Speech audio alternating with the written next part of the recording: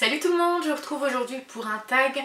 J'ai été taguée par la chaîne de Tania de Listen, Read and Feels. Donc c'est une québécoise qui fait régulièrement des vidéos. Je vous invite notamment à aller découvrir sa chaîne. Moi j'adore aller la voir parce qu'elle a vraiment son accent qui me dépayse et du coup c'est toujours un petit voyage quand je vais regarder ses vidéos. Alors elle m'a taguée sur le Secret Life of YouTuber, je crois.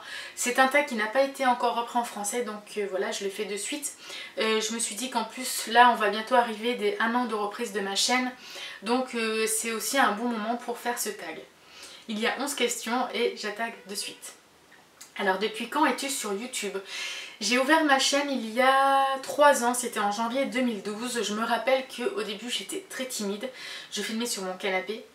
Et je me levais régulièrement pour faire des cuts entre chaque présentation de livre. J'étais super angoissée, ça s'entendait, j'étais essoufflée, j'étais vraiment pas à l'aise. Et du coup, pendant un certain moment, je faisais que des C'est lundi que lisez-vous. Ensuite, j'ai fait une longue pause de 6 mois puisque j'avais eu mes problèmes de dos, donc j'ai pas pu du tout, c'était trop difficile pour moi de filmer. Et j'ai repris, comme je vous disais, ma chaîne en avril 2014. Et à partir de là, je me suis mise à fond. Comme j'étais en arrêt maladie, ça m'aidait à avoir une bonne occupation. Et là j'ai commencé à faire 1 à 2 vidéos par semaine et j'ai commencé à ouvrir totalement des vidéos différentes. Donc évidemment je reprenais les concepts principaux, les book hauls, donc les c'est lundi, les bilans, tous les tags, tout ce qu'on trouve sur les chaînes de booktube. Et depuis je n'ai pas arrêté, donc voilà, je m'éclate vraiment à tourner ces vidéos et à les partager surtout avec vous. Question numéro 2, quand crois-tu arrêter? Pour l'instant je ne sais pas. Tant que je peux en faire, j'en ferai parce que c'est vraiment devenu une passion, j'adore. Et en plus je commence à prendre en main, on va dire, tout ce qui est montage avec des logiciels un peu plus perfectionnés. Donc j'ai pas envie d'arrêter pour l'instant parce que c'est vraiment une satisfaction personnelle et une progression constante des compétences informatiques. Donc c'est vraiment l'un dans l'autre, c'est vraiment le top. Donc on verra, je n'ai pas de réponse à cette question. Alors le bon côté de booktube, il y en a énormément, je crois qu'il n'y a même pas de mauvais côté. Le bon côté déjà, alors c'est de partager avec vous la passion du livre, la passion de la lecture, de l'imaginaire, pouvoir vous donner mes avis sur tout un tas de romans que je lis, avoir vos retours sur ces livres, savoir si je vous donne envie de les lire, vous tenter également. Voilà, le partage c'est vraiment le point numéro 1 d'être sur la communauté booktube.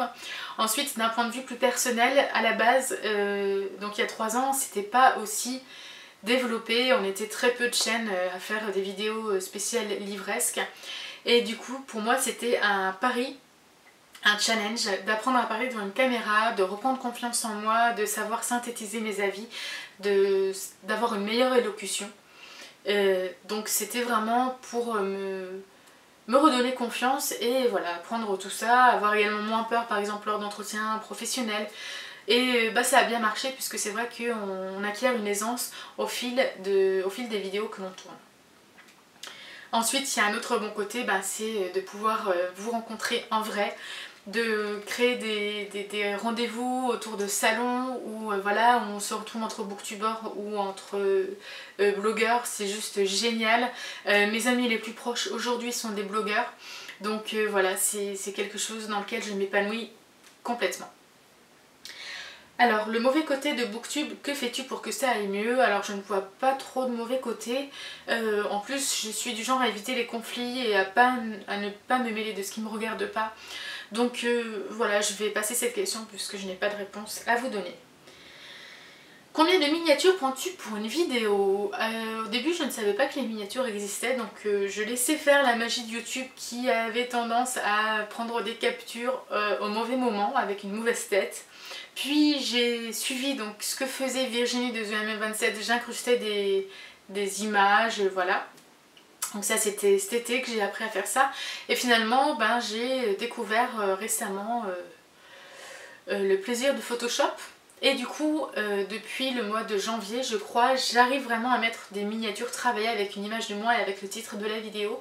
Donc voilà, au niveau des images, des captures d'images, j'en prépare pas tellement. En fait je prends celle de la vidéo que je tourne et j'essaie de capturer une image au moment où je souris.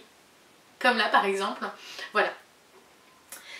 Alors il y a une question, je ne sais pas pourquoi elle est posée. Que portes-tu comme pantalon? Aujourd'hui j'ai un pantalon noir en tissu classique. Je vois pas l'intérêt de cette question.